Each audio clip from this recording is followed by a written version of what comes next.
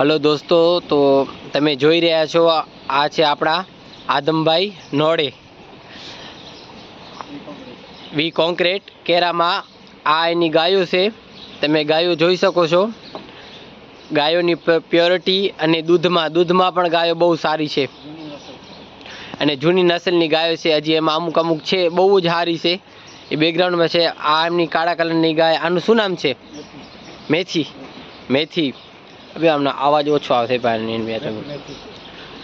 આદમભાઈ, તમારા કને કેટલી ગાયો છે? એમના કને 250 જેવી ગાયો છે, નાની મોટી બધી. તેમાં વધારેમાં વધારે કેટલું દૂધ છે એક ગાયમાં? 10 થી 15 લીટર. એક ટાઈમનું સમજી લીધું 7 લીટર, 8 લીટર, 11 લીટર તો મેં પોતે જોઈ છે. આમાં એક છે મોટી અંદર ગાય છે, જેમાં એક ગાયમાં 11 લીટર એક ટાઈમનું છે. તમે મૂળ ક્યાંના? કેરાના.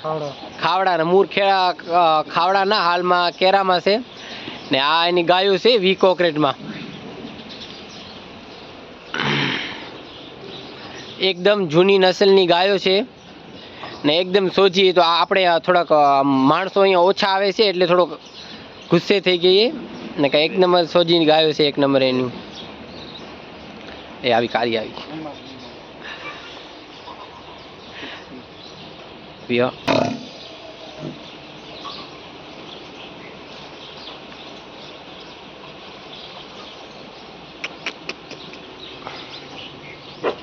જો આદમભાઈની ગાય એક નંબર. તમે રૂપમાં જોઈ શકો છો, પૂરેપૂરો 100% રૂપ છે, દૂધ છે.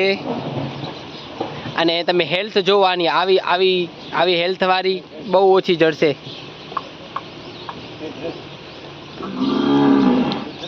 એકથી એક ગાયો છે બધી, એકથી એક. કોઈ એવી એમાં નથી કે હલકી.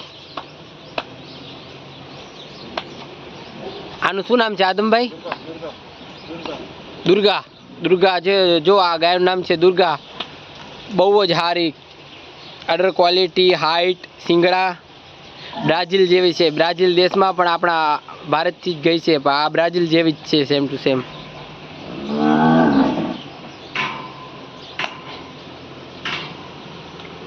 આખે જોગન ઓબી જ રાખે.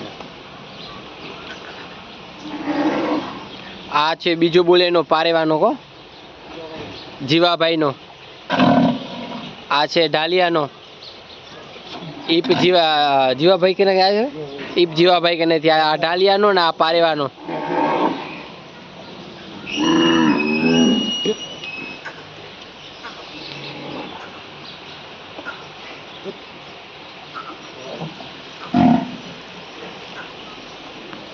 આને કાઢીએ તો બાર નીકળી ના. ભૂરી આવી, ભૂરી.